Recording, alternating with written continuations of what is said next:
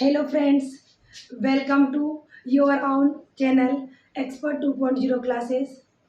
मैं सरोज सैनी आपका बहुत बहुत स्वागत करती हूँ। आज की क्लास कंटिन्यू करते हैं हम लोग। इसके पहले की क्लासेज में हम लोग एटॉमिक मॉडल यानी परमाणु मॉडल डिस्कस कर रहे थे। हम लोगों ने परमाणु की अलग अलग संरचना को समझाने के लिए दिए गए मॉडल्स को डिस्कस किया था। हम लोगों ने डिस्कस किया था कि हम लोगों ने नील्स बोर का जो परमाणु मॉडल रदरफोर्ड का परमाणु मॉडल, थॉमसन का परमाणु मॉडल जो था उसके अनुसार यानी उनके दोनों मॉडल्स के अनुसार परमाणु का स्ट्रक्चर कैसा होता है, परमाणु दिखने में कैसा होता है। जे थॉमसन, रदरफोर्ड के बाद अब हम थर्ड नंबर का एटॉमिक मॉडल डिस्कस करने वाले हैं, नील्स बोर का परमाणु मॉडल। तो नील्स बोर का परमाणु मॉडल दिया गया था नील्स बोर के द्वारा, यानी नील्स बोर नामक साइंटिस्ट ने सन 1913 में परमाणु मॉडल को प्रस्तुत किया था। इन्होंने परमाणु मॉडल के स्ट्रक्चर को समझने के लिए हाइड्रोजन परमाणु की संरचना पर एक्सपेरिमेंट किया और हाइड्रोजन परमाणु की जो स्ट्रक्चर होता है उसी के बेस पर इन्होंने परमाणु को समझाया। तो सबसे फर्स्ट पॉइंट तो हमको ये याद रखना है कि इन्होंने जो एक्सपेरिमेंट किया था वो हाइड्रोजन परमाणु की संरचना पर किया था। तो यानी आप यहाँ पर इंपॉर्टेंट पॉइंट ये नोट कर लेंगे एक तो कि हाइड्रोजन परमाणु की संरचना के आधार पर परमाणु मॉडल दिया। इसके बाद हम नेक्स्ट चले। ये जो सिद्धांत दिया था इन्होंने, परमाणु जो संरचना दी थी वो किस तरह की होती है, अपन इसको थोड़ा सा डायग्राम से समझते हैं।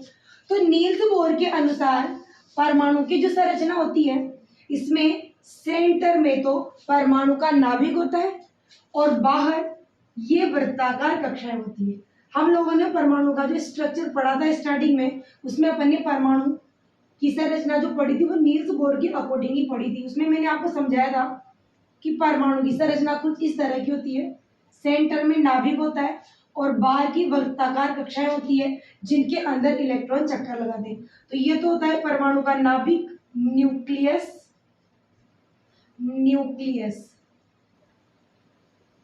और इस न्यूक्लियस में पाए जाते हैं न्यूट्रॉन्स एंड प्रोटॉन्स। और ये बाहर की वृत्ताकार कक्षाएं होती है जिन्हें के, एल, एम, एन इस तरह से डिनोट करते हैं। तो फर्स्ट वाली कक्षा को के, सेकंड वाली को एल और थर्ड वाली को एम, फिर एम एन ओ पी इस तरह से डिनोट करते हैं। तो इस वाली में नाभिक में तो न्यूट्रॉन और प्रोटॉन पाए जाते हैं और बाहर की कक्षाओं में इलेक्ट्रॉन चक्कर लगाते हैं। ये कुछ इस तरह का परमाणु मॉडल नील्स बोर के द्वारा प्रस्तुत किया गया था। यानी नील्स बोर के अनुसार परमाणु का स्ट्रक्चर कुछ इस तरह का होता है। सेंटर में परमाणु का नाभिक होता है, न्यूक्लियस होता है जिसके अंदर न्यूट्रॉन्स और प्रोटॉन्स होते हैं और बाहर की वृत्ताकार कक्षाएं होती है जिनमें चक्कर लगाते हैं। तो ये जो वृत्ताकार कक्षाएं होती है जिनमें चक्कर लगाते हैं, इन वृत्ताकार कक्षाओं को नील्स बोर ने ऊर्जा स्तर या कोश नाम दिया। यानी ये जो K11 कक्षाएं हैं, इन कक्षाओं जिनमें इलेक्ट्रॉन चक्कर लगाते हैं वृत्ताकार कक्षाओं में, इन कक्षाओं का नाम नील्स बोर ने ऊर्जा स्तर या कोश रखा। इन्हें ऊर्जा स्तर इसलिए कहा गया क्योंकि प्रत्येक कोश की अपने आप में एक फिक्स एनर्जी होती है और इलेक्ट्रॉन उसी एनर्जी के साथ उस कक्षा के अंदर चक्कर लगाता रहता है। यानी एक और इम्पोर्टेंट चीज हो गई कि जब भी कक्षा में इलेक्ट्रॉन चक्कर लगाता है तो उस कक्षा की निश्चित ऊर्जा होती है और कक्षा की निश्चित ऊर्जा होने की वजह से इन कक्षाओं को हम ऊर्जा स्तर भी कहते हैं। तो इन कक्षाओं की ऊर्जा क्या होती है, हमेशा निश्चित। ऊर्जा निश्चित होती है, फिक्स होती है, चेंज नहीं होती, निश्चित होती है। एक और इम्पोर्टेंट चीज, ये जो हाइड्रोजन की संरचना को समझने के बाद में नील्स बोर नामक साइंटिस्ट ने परमाणु का स्ट्रक्चर यानी परमाणु का मॉडल प्रस्तुत किया था, वो इन्होंने मैक्सवेल प्लांक के सिद्धांत के बेस पर किया था। यानी मैक्सवेल, इसको शॉर्ट में हम मैक्स प्लांक सिद्धांत भी कहते हैं, मैक्स प्लांक सिद्धांत के आधार पर दिया था। यानी परमाणु का ये जो मॉडल प्रस्तुत किया गया वो मैक्स प्लांक सिद्धांत के आधार पर किया गया था। मैक्स प्लांक नाम के साइंटिस्ट थे, उनका ये कहना था कि जब भी कोई इलेक्ट्रॉन एक कक्षा से दूसरी कक्षा में आता जाता है तो कभी तो वो ऊर्जा को अवशोषित करता है और कभी ऊर्जा को उत्सर्जित करता है। यानी कभी तो वो अपनी एनर्जी को बाहर निकालता है और कभी एनर्जी को अब्जॉर्ब करता है। तो जब वो एनर्जी को अब्जॉर्ब करता है, उत्सर्जन करता है एनर्जी का, तो उस टाइम एनर्जी का जो फ्लो होता है वो कंटिन्यूअस ना होकर छोटे छोटे पैकेट्स के रूप में होता है। और इन पैकेट्स को मैक्स प्लांक ने क्वांटा या फोटोन नाम से समझाया था। यानी यहाँ पर प्रत्येक इलेक्ट्रॉन जब ऊर्जा उत्सर्जित करता है या अवशोषित करता है तो वो ऊर्जा छोटे छोटे पैकेट्स क्वांटम्स के रूप में होती है और इसी को मैक्सवेल का क्वांटम सिद्धांत भी कहा जाता है। तो आप यहाँ तक नोट करें, उसके बाद हम लोग इसको आगे बढ़ते हैं।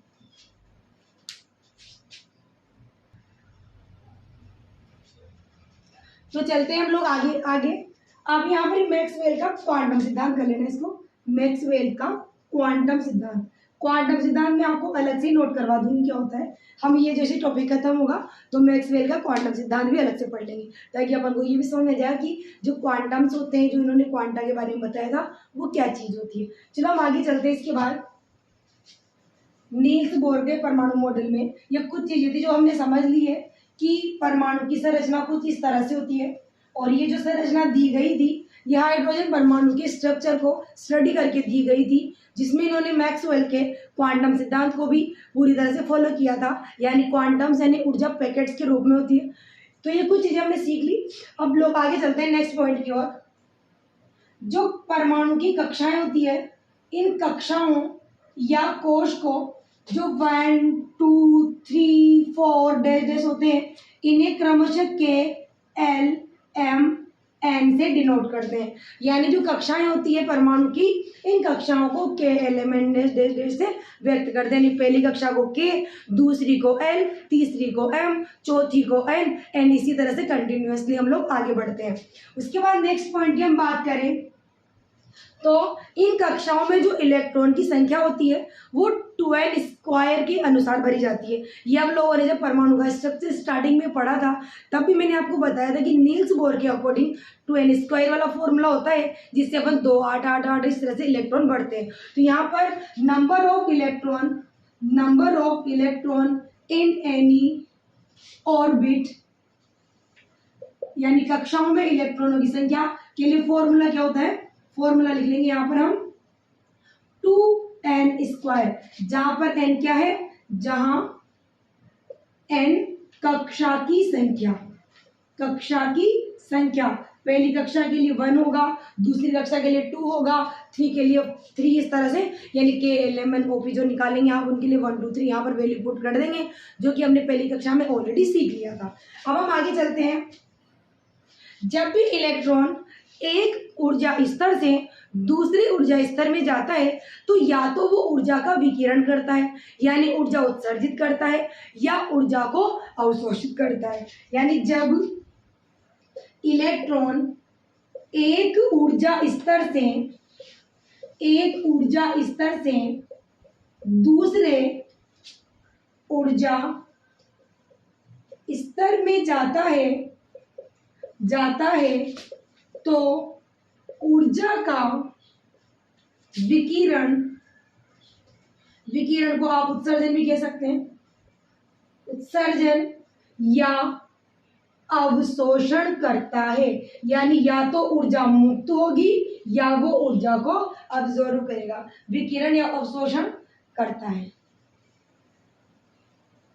यानी जब भी इलेक्ट्रॉन, जैसे मान लो ये के एल एम एन में इलेक्ट्रॉन है, अब इधर का इलेक्ट्रॉन किधर या यहाँ का इलेक्ट्रॉन यहाँ एक कक्षा से दूसरी कक्षा में इधर उधर आएगा जाएगा, तो उस टाइम वो हमेशा एनर्जी या तो अब्जॉर्ब करेगा या एनर्जी को बाहर निकालेगा। ऐसी कंडीशन इसलिए होती है क्योंकि कोई भी जो कक्षा होती है उसके अंदर इलेक्ट्रॉनों की ऊर्जा पहले से फिक्स होती है और उसको अपनी कक्षा को छोड़कर अगली कक्षा में जाना है, इसलिए उसकी ऊर्जा में थोड़ा बहुत परिवर्तन होता है।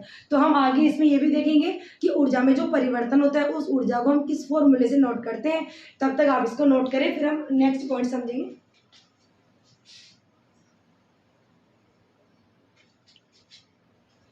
आप लोगों ने नोट कर लिया होगा, अब हम लोग आगे बढ़ते हैं। थोड़ा इसमें कुछ और इम्पोर्टेंट पॉइंट्स हैं नील्स बोर के परमाणु मॉडल के बारे में जो अपन को समझने हैं, उनको भी हम समझ लेते हैं। जैसा कि हमने अभी डिस्कस किया कि जब भी कोई इलेक्ट्रॉन एक ऊर्जा स्तर से दूसरे ऊर्जा स्तर में जाता है तो या तो वो ऊर्जा उत्सर्जित करता है या ऊर्जा को अवशोषित करता है। तो अब हम ये समझेंगे कि कब तो इलेक्ट्रॉन ऊर्जा को उत्सर्जित करेगा और कब इलेक्ट्रॉन ऊर्जा को अवशोषित करेगा। तो नेक्स्ट पॉइंट हम नोट करेंगे कि जब इलेक्ट्रॉन उच्च ऊर्जा स्तर से निम्न ऊर्जा स्तर में जाएगा, यानी उच्च, जैसे मान लो ये फर्स्ट या सेकंड या थर्ड, तो ये थर्ड वाले ऑर्बिट से सेकंड में या सेकंड वाले से फर्स्ट में, तो उच्च ऊर्जा स्तर से निम्न ऊर्जा स्तर में जाएगा तब तो वो ऊर्जा उत्सर्जित करेगा। इस स्थिति में ऊर्जा उत्सर्जित या आप इसको बोल दो ऊर्जा का विकिरण करेगा। नेक्स्ट हम चले, अगर कोई भी इलेक्ट्रॉन निम्न से उच्च में आएगा, यानी वो छोटी कक्षा से बड़ी कक्षा में आएगा, तो ऑब्वियसली उसको एक्स्ट्रा एनर्जी की नीड होगी, तो इसीलिए वो क्या करेगा, ऊर्जा का अवशोषण करेगा। यानी जब इलेक्ट्रॉन निम्न ऊर्जा स्तर से उच्च ऊर्जा स्तर में जाएगा तो इस स्थिति में क्या करेगा, ऊर्जा का अवशोषण करेगा। तो इस स्थिति में ऊर्जा अवशोषण होगा। यानी बड़ी से छोटी में जाने के लिए तो, क्योंकि बड़ी कक्षा की जैसे जैसे दूर जाएंगे बड़ी कक्षा में इलेक्ट्रॉन होगा तो उसकी ऊर्जा भी ज्यादा होगी, इसीलिए जब वो उच्च ऊर्जा स्तर से निम्न ऊर्जा स्तर में आएगा तब तो ऊर्जा का विकिरण यानी ऊर्जा को उत्सर्जित करेगा। लेकिन जब वो निम्न ऊर्जा स्तर से उच्च में आएगा, यानी वो छोटी कक्षा से बड़ी कक्षा में आएगा, तो उसको एक्स्ट्रा एनर्जी की नीड होगी, इसीलिए वो ऊर्जा का अवशोषण करेगा। इसके बाद नेक्स्ट हम चले, जब भी कोई इलेक्ट्रॉन निम्न से उच्च ऊर्जा स्तर में आता है तो वो केवल 10⁻⁸ सेकंड के लिए ही उस कक्षा में रह सकता है, परमानेंटली या ज़्यादा टाइम के लिए नहीं रह सकता। उसके बाद कोई भी इलेक्ट्रॉन, जैसे कि मान लो ये यहाँ का इलेक्ट्रॉन जंप करके एनर्जी अब्जॉर्व करके यहाँ आ गया, यहाँ का यहाँ आ गया, तो वो यहाँ वाला जो यहाँ आया था वो यहाँ केवल 10⁻⁸ सेकंड के लिए ही रहेगा।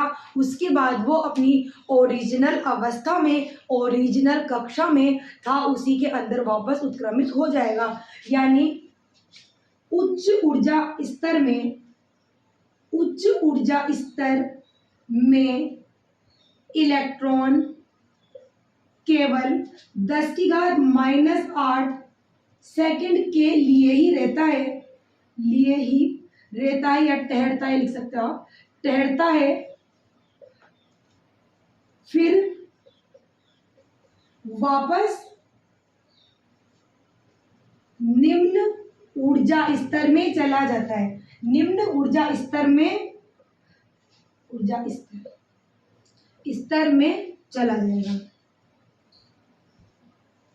चला जाता है। यानी किसी भी निम्न कक्षा से जब इलेक्ट्रॉन उत्क्रमित होकर उच्च कक्षा में आता है, यानी निम्न वाली कक्षा, जैसे कि मान लो फर्स्ट से सेकंड ऑर्बिट, सेकंड से थर्ड ऑर्बिट में आता है, तो उसके पास ज़्यादा लंबे टाइम तक टिकने के लिए एक्स्ट्रा एनर्जी अवेलेबल नहीं होती, इसीलिए वो केवल अगली कक्षा में 10⁻⁸ सेकंड के लिए ही ठहर सकता है। उसके बाद वापस वो अपनी निम्न वाली कक्षा, यानी अगर फर्स्ट से सेकंड में आया होगा तो वापस वो फर्स्ट के अंदर चला जाएगा। नेक्स्ट हम समझिए, कि जो दोनों कोश होते हैं, उच्च से निम्न और निम्न से उच्च, उन दोनों के बीच ऊर्जा क्या होती है, कितनी होती है, डिफरेंस कितना होता है। तो दो ऊर्जा स्तरों के बीच ऊर्जा, इसको निकालने के लिए एक फॉर्मूला होता है, delta E equal to E2 minus E1, और इसे डेल्टा ई को लिखा जाता है एच न्यू। डेल्टा ई को क्या लिखा जाता है, एच न्यू, जहां पर एच होता है प्लांक स्थिरांक, क्योंकि जैसा कि हमने समझा था कि ये जो सिद्धांत पूरा का पूरा प्रस्तुत किया गया है, ये मैक्सवेल प्लांक के क्वांटम सिद्धांत के आधार पर ही दिया गया है। तो यहाँ पर जो एच होता है वो प्लांक स्थिरांक होता है, और इसकी वैल्यू होती है 6.67 इंटू 10⁻⁻34 जूल सेकेंड। अभी मैं आपको नोट करवा दूंगी इधर बोर्ड पे। तो यहाँ पर एच होता है प्लांक स्थिरांक, और न्यू होती है एनर्जी। न्यू क्या होती है, एनर्जी, यानी जो क्वांटम्स होते हैं, जितनी ऊर्जा अवशोषित की जाती है या जितनी ऊर्जा उत्सर्जित की जाती है, उसकी वैल्यू होती है न्यू। तो इसको, ये दोनों की वैल्यू अपन आगे यहाँ लिखेंगे, इसको नोट कर ले आप, उसके बाद हम लोग आगे चलते हैं।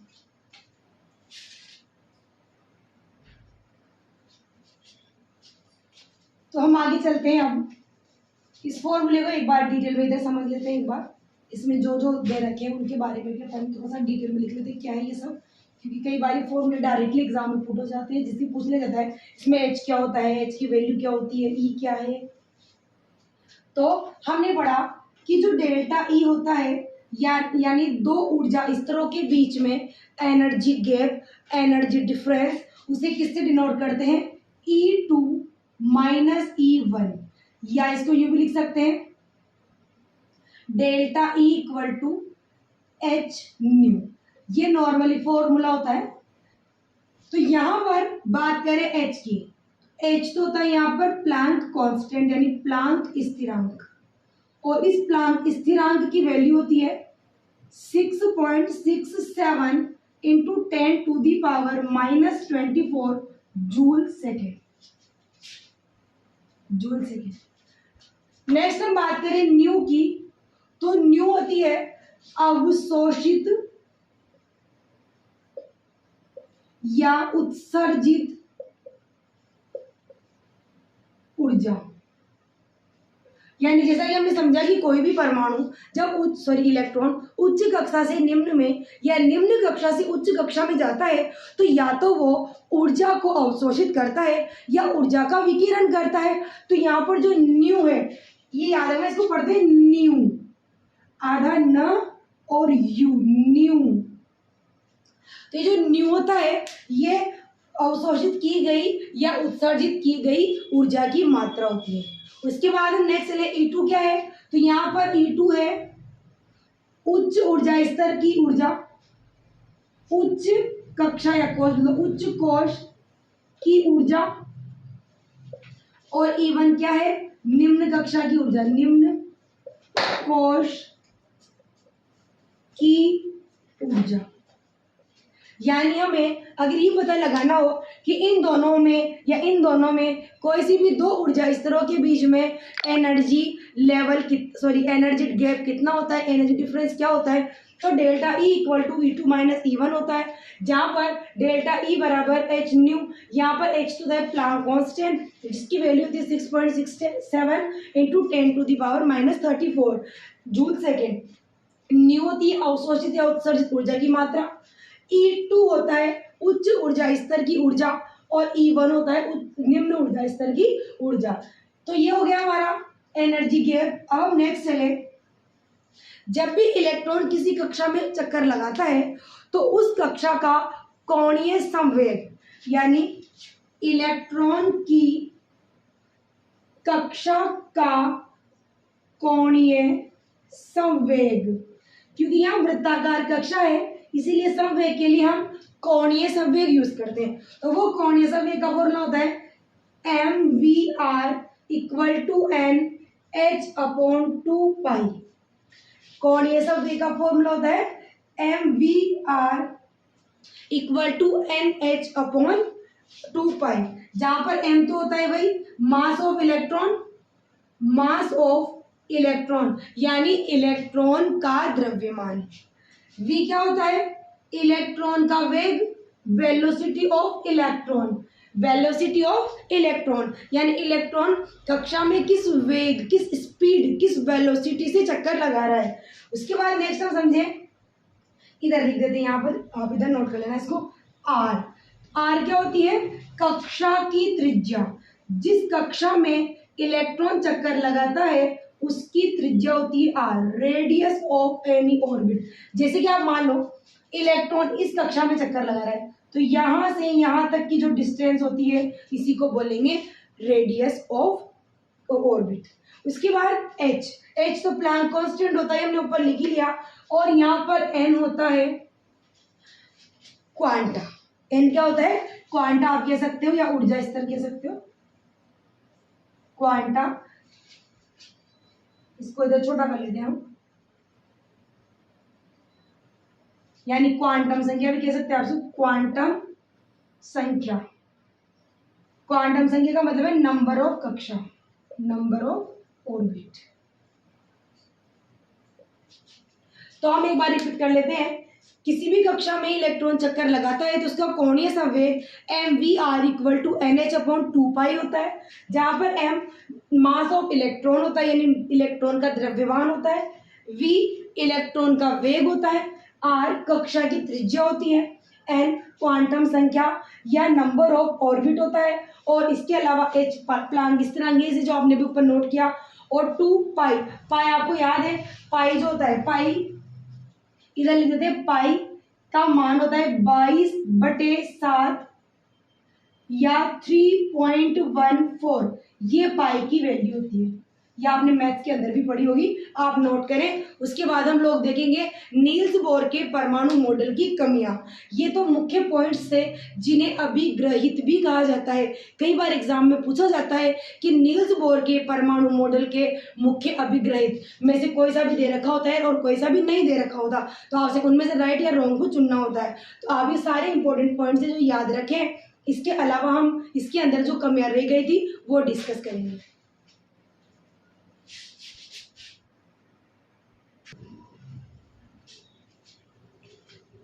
अब हम लोग नील्स बोर के परमाणु मॉडल की कमियों को एक बार डिस्कस कर लेते हैं।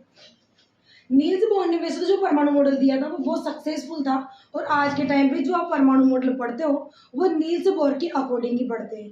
लेकिन अगर हम बात करें कि इस मॉडल में ऐसी कौन सी चीज़ें थी जो नील्स बोर नहीं बता पाए थे, तो वो इसके अंदर कमियां रह गई थी, जिनको अपन एक बार पॉइंट आउट कर लेते हैं। फर्स्ट हम बात करें कि जो नील्स बोर का परमाणु मॉडल था वो हाइड्रोजन की स्पेक्ट्रम लाइन्स की व्याख्या नहीं कर सकता। यानी जो स्पेक्ट्रम लाइन होती है, अलग अलग प्रकार की लाइन्स वगैरह माइक्रोस्कोप से देखने पर दिखती है, वो यहाँ पर इन्होंने एक्सप्लेन नहीं की। नेक्स्ट हम बात करें, इस परमाणु मॉडल से जेमान प्रभाव को नहीं समझा जा सकता। जेमान प्रभाव का मतलब, जेमान प्रभाव ये होता है कि जब स्पेक्ट्रोमीटर से किसी भी एटम को देखा जाता है तो उसके अंदर लाइंस, जो स्पेक्ट्रम होता है वो अलग अलग कंपोनेंट्स में डिवाइड हो जाता है। इसके बारे में नील्स बोर ने कोई व्याख्या नहीं की। नेक्स्ट हम बोले समझे, इस परमाणु मॉडल से एक से अधिक इलेक्ट्रॉन वाले परमाणुओं और आयनों के स्पेक्ट्रम की व्याख्या नहीं की जा सकती, क्योंकि इन्होंने जो मॉडल दिया था वो केवल और केवल हाइड्रोजन के स्ट्रक्चर को समझ के दिया था। और जैसा कि आपको याद है कि हाइड्रोजन का एटॉमिक नंबर 1 होता है, तो हाइड्रोजन में एक ही प्रोटॉन और एक ही इलेक्ट्रॉन होता है। तो जिनमें एक से ज़्यादा इलेक्ट्रॉन होते हैं, एक से ज़्यादा आयन होते हैं, एक ज़्यादा परमाणु होते हैं, उनके बारे में इन्होंने कोई व्याख्या नहीं की। तो ये इसमें कुछ कमियां रह गई थी, आप इन कमियों को पॉइंट आउट करें। हम इसके बाद में 2 सिद्धांत पढ़ने वाले हैं जिसके डिस्कशन अपन ने अभी नील्स बोर के मॉडल में किया। एक तो वही फर्स्ट आपका जेमान इफेक्ट, और सेकेंड हमने जो पढ़ा था क्वांटम सिद्धांत। तो दोनों को एक बार हम डिस्कस कर लेंगे कि क्वांटम सिद्धांत क्या होता है, जेमान इफेक्ट क्या होता है। उसके बाद हम लोग इसमें नेक्स्ट टॉपिक की ओर चलेंगे।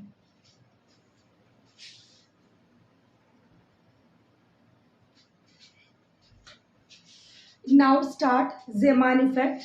अब हम लोग जेमान इफेक्ट पढ़ते हैं, जेमान प्रभाव पढ़ते हैं। जेमान प्रभाव क्या होता है, जिसके बारे में नील्स बोर के परमाणु मॉडल में कोई व्याख्या नहीं की गई थी। तो सबसे पहली बात तो जेमान इफेक्ट को सन 1896 यानी 1896 में पीटर जेमान नामक साइंटिस्ट ने प्रस्तुत किया। यानी पीटर जेमान नाम के साइंटिस्ट ने 1896 यानी 1896 में जेमान इफेक्ट दिया था। इन्होंने जेमान इफेक्ट को समझाने के लिए एक प्रबल चुंबक के बीच में सोडियम की जलती हुई ज्वाला यानी जो आग की लपटें निकलती रहती है उसको रखा और उसका जो रिजल्ट आया उसी के बेस पर इन्होंने जेमान इफेक्ट को समझाया था। यानी सोडियम फ्लेम को प्रबल चुंबकीय क्षेत्र के दोनों पोल्स, चुंबक के दो पोल होते हैं साउथ एंड नॉर्थ, उत्तरी ध्रुव और दक्षिणी ध्रुव, तो एक प्रबल चुंबक के दोनों ध्रुव यानी दोनों पोल्स के बीच में रखकर जो प्रकाश प्राप्त हुआ उसकी जांच की और उसके आधार पर उसमें इन्होंने जो देखा था उसके आधार पर इन्होंने जेमान इफेक्ट दिया। अब जेमान इफेक्ट क्या दिया, क्या होता है ये अपन समझते हैं। तो देखो, यदि हाई रिजोल्विंग पावर वाले स्पेक्ट्रोमीटर में देखा जाए, हाई रिजोल्विंग पावर मतलब जिसकी विभेदन क्षमता बहुत ज़्यादा हो, हाई रिजोल्विंग पावर उच्च विभेदन क्षमता वाले स्पेक्ट्रोमीटर में देखा जाए तो चुंबकीय क्षेत्र में रखे किसी प्रकाश स्रोत की प्रत्येक स्पेक्ट्रम लाइन कई घटकों में विभाजित हो जाती है और इसे ही जेमान इफेक्ट कहते हैं। यानी कोई भी लाइट आती है किसी सोर्स से, उस लाइट को अगर हाई रिजोल्विंग पावर वाले स्पेक्ट्रोमीटर से देखा जाए तो वो जो कलर लाइन होती है वो कई सारी लाइंस में डिवाइड नजर आती है। लाइंस का एक इस तरह से पैटर्न आपको नजर आता है और इसी को जेमान इफेक्ट कहा जाता है। जेमान इफेक्ट ये हो गया। इसके बारे में वैसे कोई ज़्यादा क्वेश्चन आते नहीं है, बस एक नॉलेज के हिसाब से मैंने देख लिया था। बस अपन को यहाँ पर ही ध्यान रखना है कि इसमें जो लाइट सोर्स होता है इसकी जो स्पेक्ट्रम लाइन होती है वो डिवाइड हो जाती है कई सारी कलर लाइंस में। और सेकंड चीज 1896 में दिया गया था और पीटर जेमान नामक साइंटिस्ट ने दिया था।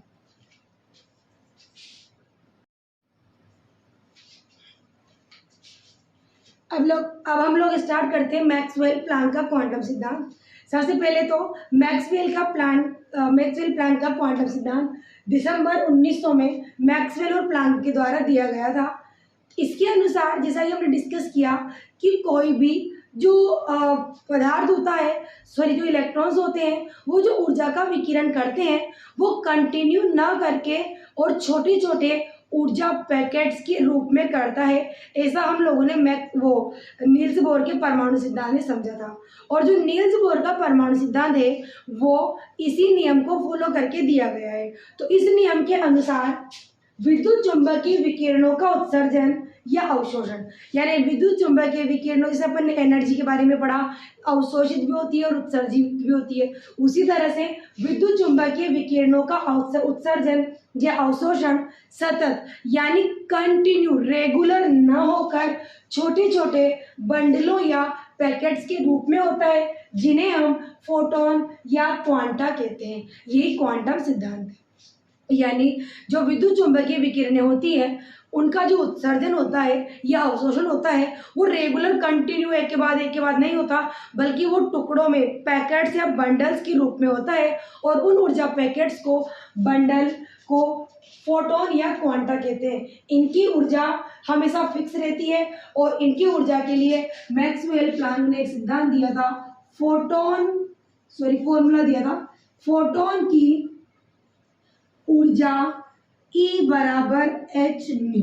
यह फॉर्मूला हमने उसके अंदर भी पढ़ा था कि जब इलेक्ट्रॉन ऊर्जा का अवशोषण या उत्सर्जन करते हैं तो उनकी जो एनर्जी होती है E equal to h nu होती है। अब देखो, चूंकि C equal to nu lambda, तो यहाँ से अगर अपन न्यू निकालें तो न्यू क्या निकलेगा, C अपॉन लेमडा। ये वैल्यू हम यहाँ पुट कर देंगे तो आपको energy of photon equal to क्या मिल जाएगा, h C अपॉन लेमडा। यानी आप एनर्जी उस वाले फॉर्मूले से भी निकाल सकते हो और इस वाले फॉर्मूले से भी निकाल सकते हो। यहाँ पर E क्या है हम इधर लिख लें, E तो क्या है, एनर्जी ऑफ फोटोन, E है एनर्जी ऑफ फोटोन। नेक्स्ट बात करें H, H Y Planck constant है, प्लांक स्थिरांक, प्लांक कांस्टेंट, इसकी वैल्यू हमने पहले भी लिख ली थी, एक बार और लिख सकते हैं आप चाहो तो 6.67 इंटू 10⁻⁻34 जूल सेकेंड। न्यू अवशोषित या उत्सर्जित ऊर्जा होती है, अवशोषित या उत्सर्जित ऊर्जा। सी क्या है? प्रकाश की चाल, प्रकाश की चाल यानी वेलोसिटी ऑफ लाइट, चाहो तो इंग्लिश में लिख लो, दोनों में लिख सकते हैं आप, वेलोसिटी ऑफ लाइट। और इसकी वैल्यू कितनी होती है? प्रकाश की चाल हमेशा फिक्स होती है 3 × 10⁸ मीटर प्रति सेकेंड। और लैम्डा होती है wavelength of light, wavelength of light. यानी जब भी कोई विद्युत चुंबकीय विकिरण ऊर्जा का अवशोषण या उत्सर्जन करती है तो उसे फोटोन कहते हैं। बंडल, और फोटोन की एनर्जी E=h न्यू होती है। अगर अपन न्यू लैम्डा से सी की न्यू की वैल्यू पुट करें यहाँ पर, तो ये देखो लैम्डा यहाँ आ जाएगा C/λ। तो E का फॉर्मूला क्या मिलेगा? E=h न्यू अपॉन लैम्डा, जहाँ पर E energy of photon, H Planck constant है जिसकी वैल्यू 6.67 इंटू 10⁻⁻34 जूल सेकेंड है। न्यू अवशोषित या उत्सर्जित एनर्जी है। सी वेलोसिटी ऑफ लाइट यानी प्रकाश की चाल या प्रकाश का वेग है जिसकी वैल्यू हमेशा फिक्स होती है 3 × 10⁸। और लास्ट लैम्डा क्या होता है? वेवलेंथ ऑफ लाइट यानी प्रकाश का तरंग दैर्ध्य, प्रकाश का तरंग दैर्ध्य। यहाँ तक आप नोट करें, यहाँ तक आप इसकी प्रैक्टिस करें, समझें। ये जो आपने नील्स बोर, जेमान इफेक्ट और क्वांटम सिद्धांत पढ़ा है ये बहुत ही बहुत ज़्यादा इंपॉर्टेंट है। और इनसे रिलेटेड बहुत सारे टाइप के क्वेश्चंस आते हैं। इन फॉर्मूले से रिलेटेड, इनके बारे में सेशन कब दिया गया था, इसका मतलब क्या होता है, इनमें इन सब के वैल्यू कौन कौन क्या क्या होता है, ये सारी चीज़ें। और नील्स बोर की जितने भी पॉइंट्स कमियां वगैरह हमने पढ़ी उनके सबके बारे में क्वेश्चन आता है। तो आप लोग इसकी प्रैक्टिस करें, याद करें। कोई प्रॉब्लम हो सो प्लीज़ आप कमेंट करें। हमारे चैनल में रेगुलर बने रहें। अपनी दोस्तों, रिश्तेदारों, जान पहचान वालों सबको अपनी साइंस की क्लास को शेयर करें, सब्सक्राइब करें और बेल आइकन प्रेस करें ताकि आपको आने वाली क्लासेस का नोटिफिकेशन मिलता रहे। तब तक हम मिलते हैं नेक्स्ट क्लास में। See you, take care, tata, bye bye.